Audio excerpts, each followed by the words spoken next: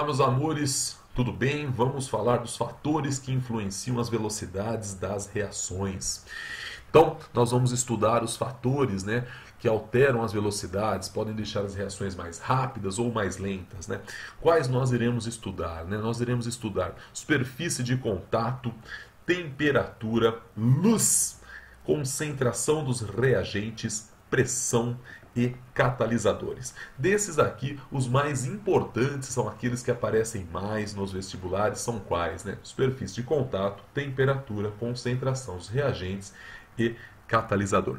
Bom, mas vamos falar de todos esses. Vamos lá, vamos lá. Bom, vamos começar, pelo mais fácil, pelo mais tranquilo, que é a superfície de contato, É muito fácil. Quanto maior a superfície de contato dos reagentes, maior será a velocidade das reações. Porque quanto maior a superfície de contato, maior vai ser o número de choques entre as partículas dos reagentes. É muito fácil a gente entender isso no nosso dia a dia. Se você pegar dois copos com água, a mesma temperatura, em um copo você coloca uma vitamina C inteira. E no outro copo você coloca uma vitamina C toda espedaçada, Você quebra ela em várias partes e coloca. Você olha isso e é claro, isso é muito visível, que aquela vitamina C toda espedaçada, toda quebrada, tem uma maior efervescência. Então, nesse momento, você entende que quanto maior a superfície de contato, maior serão os choques, quanto mais colisões eu tenho, mais rápida se torna a reação. Então, a gente pega aqui um exemplo clássico, Eu pego uma barra de zinco, coloco na presença de ácido clorídrico e eu vou ter aqui a reação acontecendo, formando cloreto de zinco, liberando hidrogênio gasoso. Beleza. Num segundo experimento, eu faço a pulverização dessa barra. O que eu quis dizer com isso? Eu pego ela em pequeníssimos pedaços, eu transformo essa barra em pó. E aí eu jogo esse pó para reagir com ácido clorídrico e eu reparo que a velocidade dessa reação é muito, muito, muito mais rápida. Então, quanto maior a superfície de contato, maior será a velocidade da reação. Lembre-se disso, que isso ajuda muito nos vestibulares. Quanto maior a superfície de contato, maior será a velocidade da reação. Beleza? Bora lá! Temperatura. Vamos lá. Moçada, é o seguinte, o aumento da temperatura aumenta a velocidade da reação, de qualquer reação. Lembre-se disso. Então vamos fazer o seguinte, eu pegar a decomposição da água oxigenada a 20 graus Celsius. Fala, tá bom, faça a mesma reação a 80 graus Celsius. Qual é mais rápida? Aquela que está em maior temperatura. Então, aumentou a temperatura, aumenta a velocidade da reação. Isso a gente tem um exemplo clássico na nossa casa, a geladeira. Por que você coloca os alimentos na geladeira? Porque na geladeira, você abaixa a temperatura dos alimentos e assim eles se conservam mais, eles duram por mais tempo. A velocidade de decomposição do alimento diminui enormemente. Se você quer guardar ainda por meses alguma coisa, um pedaço de carne, por exemplo, você congela ela. Então, quanto maior a temperatura, mais rápido. Quanto menor a temperatura, mais lenta a velocidade da reação. Pensando nisso, eu sempre faço essa parte aqui, importante. O que é importante? Aumentou a temperatura, aumenta a velocidade, tanto da endo quanto da exo, tá bom? Ô Gabi, mas a endo ou a exo é mais favorecida? Não, tudo bem. Aí pensando em qual das duas é mais favorecida, a reação endotérmica é mais favorecida. Porém, o aumento da temperatura aumenta a velocidade de ambas. Isso é muito importante, tá bom? Então, aumentou a temperatura, aumentou a velocidade da endo ou da exo. Não importa o que você está trabalhando, você aumenta a velocidade de ambas. Bom, e aí existe uma regra que chama a regra de Van 't Hoff, ou Van 't Hoff, igual alguns pronunciam, Ele falava assim, que o aumento da temperatura em 10 graus Celsius, uma reação duplica ou até triplica a sua velocidade. Só que isso daqui, eu até deixo grifado, é histórico. Por quê? Ele fez isso, mas ele testou pouco. Ele achou que todas as reações eram assim, mas aí com o passar do tempo viram que isso não se aplicava a inúmeras reações. Então eu só estou explicando isso porque é um histórico, tá? Mas isso não é válido para todas as reações. Tem reações que isso é válido. Aumentou em 10 graus Celsius, a temperatura duplica. Tudo bem. Ou aumentou em 10 graus Celsius, a temperatura triplica. Tudo bem. Mas é válido para todas? Não, não é válido. Tem, às vezes você aumenta em 10 graus Celsius a temperatura de uma reação e ela quadruplica, ela quintuplica. Depende da reação. Então eu não posso fazer essa generalização, igual ele fez. Mas para a época, né, para o conhecimento da época, foi uma boa comparação, foi uma boa regra, mas aí com o passar do tempo se viu que isso não era aplicado a todas as reações, beleza? Bom, falado isso, a gente vai fazer aqui uma análise gráfica da influência da temperatura, né? Vamos supor que eu tenho uma reação e eu tenho uma temperatura T1 aqui. Nessa temperatura T1, eu vejo, né, que eu tenho um número de moléculas, né, com uma certa energia aqui, ó, beleza? Só que, para você ter a reação química tem que ter o quê? Tem que ter uma energia mínima, que é chamada de energia de ativação. Todas as moléculas reagentes têm essa energia mínima? Não, né? Algumas estão, outras não, né? Então, o que acontece? A energia de ativação, nessa temperatura, me mostra que eu tenho essa quantidade de moléculas com energia igual ou maior, né, se você continuar aqui, que é a energia de ativação. Então, nessa temperatura T1, aí você fala assim, mas eu quero acelerar a reação. Então você faz o quê? Você aumenta a temperatura. Quando você aumenta a temperatura, você aumenta a energia cinética, você aumenta o grau de agitação e, por consequência, você acaba aumentando o número de moléculas. Você acaba aumentando o número de moléculas que tem energia suficiente para fazer a reação acontecer. Olha só, na temperatura T2, olha que legal, o número de moléculas com energia igual à energia de ativação ou maior aumentou muito, aumentou em muito. Então, quando você aumenta a temperatura, você aumenta a energia dos reagentes, né? Aumentando a energia dos reagentes, você faz que mais moléculas tenham energia mínima para fazer a reação ocorrer. Então, o aumento da temperatura, você aumenta o grau de agitação, você aumenta a possibilidade dessas moléculas se chocarem mais, elas se chocando mais, aumenta a possibilidade de ter um choque efetivo com orientação adequada, você aumenta a energia, né, desses reagentes, então você faz que mais moléculas tenham energia suficiente para fazer a reação ocorrer. Então assim, né, a velocidade da reação fica o quê? Fica mais rápida. Beleza até aqui, moçada? Então, para simplificar tudo isso, aumentou a temperatura, pau, aumenta a velocidade da reação, independente se é endo, independente se é exotérmica. Tranquilo? Bora pro próximo fator, meus amores, lindas e lindos do meu coração. Vambora, vambora, vamos lá. Qual que é? Luz. Gente, a luz, ela acelera muitas reações. Todas? Lógico que não.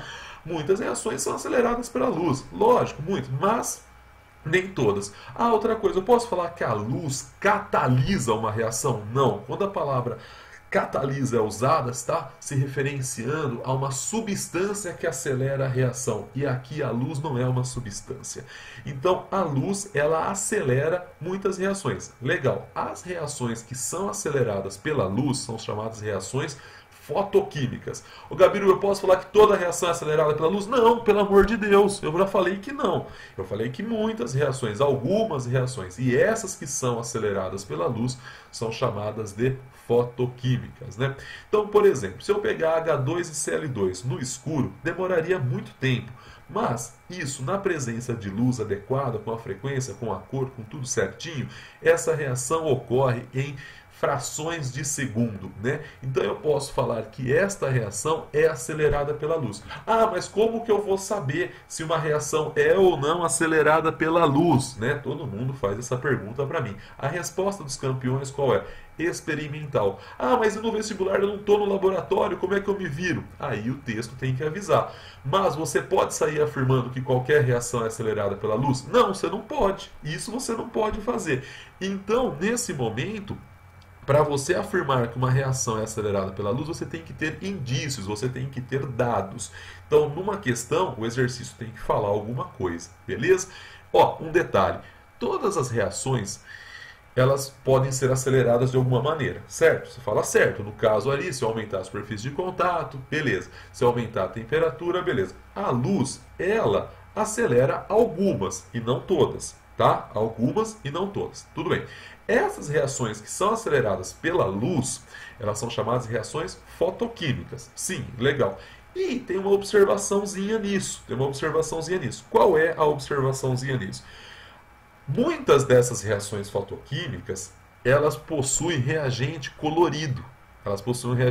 Por exemplo, nessa aqui, o Cl2, né, ele é esverdeado, Então, muitas das reações fotoquímicas têm essa característica, né? E aí elas conseguem absorver certas frequências de luz e assim elas são o quê? Elas são aceleradas pela luz. Beleza? Bom, vamos agora para o próximo fator, né? Qual é o próximo fator? Bom, o próximo fator aqui que eu tenho vai ser qual? Vai ser aqui a concentração dos reagentes. Importante demais concentração dos reagentes.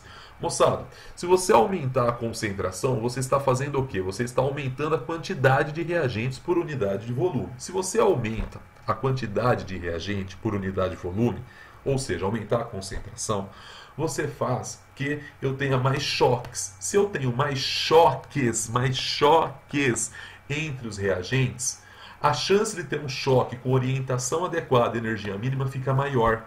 Então, você tem uma maior velocidade. Aumentou a concentração, você aumenta a velocidade da reação. Por exemplo, pego aqui H2 mais O2 dando água. Vamos simbolizar o H2 por bolinhas vermelhas, o O2 por bolinhas pretas e a água bolinhas pretas e vermelhas juntas. Tá, vamos fazer o seguinte. Olha só, no primeiro recipiente eu tenho aqui 2 mols por litro, vamos chutar aqui que isso aqui seja 1 litro, né? 2 mols por litro de H2 com 1 mol por litro de O2. Eu vou ter uma certa velocidade aqui na situação 1. Vamos supor que eu dobre a concentração de H2 e de O2. Dobrei. A chance da galera aqui dentro se chocar fica muito maior. Então a velocidade de 2 vai ser maior que a velocidade de 1. Então eu sei que aqui dentro a velocidade vai ser maior. Ô Gabiru, se eu dobrei a concentração, a velocidade dobra? Aí já não posso falar isso. Aí vai depender da reação. Vai ter reação que você dobrando a concentração, a velocidade dobra ou quadruplica. Aí é um estudo à parte que nós iremos fazer mais para frente.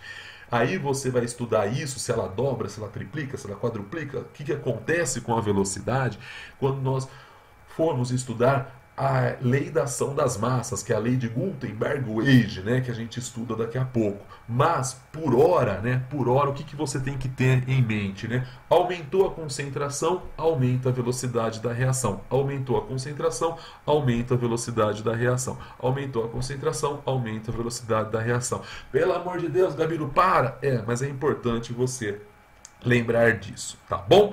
Bom, falando nisso, para acabar aqui a nossa aula, vamos falar do que? Pressão. Quando você fala em pressão, você está falando de reações gasosas. Sempre que falar de pressão, você está falando de reações o quê? Gasosas. Então, nesse caso, quando você aumentar a pressão, você vai aumentar a velocidade da reação. Professor, não entendi nada. Pense só, você está trabalhando a temperatura constante, porque quando você quer saber a influência da pressão sobre a reação, você tem que padronizar o resto. Então a gente vai pegar concentração constante, vamos pegar a temperatura constante e vamos só mexer com a pressão. Quando você aumenta a pressão, o que você está fazendo? Você está diminuindo o volume do recipiente que a reação está ocupando. Então você faz o quê? Como o recipiente diminui o espaço, você faz que eles se choquem mais. Se eles se chocam mais, eu tenho mais choque, maior velocidade. Ai, professor, que difícil. Olha só a explicação fácil com um exemplo. Ó. Pegue aqui a reação de produção da amônia, né? Onde eu vou simbolizar o H2 por bolinhas vermelhas, de novo, agora o N2 por bolinhas azuis e a amônia por bolinhas azuis e vermelhas. Fechou? Você fala, fechou. Imagine a seguinte situação. Eu tenho aqui esse recipiente, né, aonde eu tenho a reação acontecendo. Eu tenho aqui uma certa velocidade. Boa, legal, tranquilo. E agora, o que eu vou fazer? Fica olhando o que o Gabi vai fazer. Olha bem para a tampa aqui, ó. Olha bem para a tampa, ó. Vamos imaginar que eu vou abaixar a tampa. O físico dando aula, eu teria um recipiente com êmbolo móvel, massa desprezível, sem atrito. Tá. Eu sou químico, eu sou um cara mais simples. Eu tenho um recipiente com uma tampa que ela vai descer aqui, ó. Na hora que a tampa desce, a tampa desceu. Olha o espaço que sobrou aqui, que os gases estão confinados. O espaço diminuiu muito. Se o espaço diminuir, o que acontece? A pressão vai aumentar. Afinal de contas, você já sabe que pressão e volume são grandezas inversamente proporcionais. Então, conforme você diminui o volume, a pressão lá aumenta. Ou seja, a quantidade de choques lá dentro aumenta muito. Se a quantidade de choques aumenta muito, o que vai acontecer com a velocidade, meus amores, meus queridos e queridas do meu coração? A velocidade da situação 2 vai ser maior que a velocidade da situação 1. Então eu falo que aqui a velocidade é pequena e aqui a velocidade é maior. Como que isso influencia? Aí a gente vai ter que estudar mais para frente, né? Então, o que você precisa saber é o que, meus lindos e lindas? Aumentou a pressão, aumenta a velocidade. E isso é válido somente para reações gasosas. Beleza, meus amores? Até aqui tranquilo? Então, tá bom. Beijão. Tchau, tchau.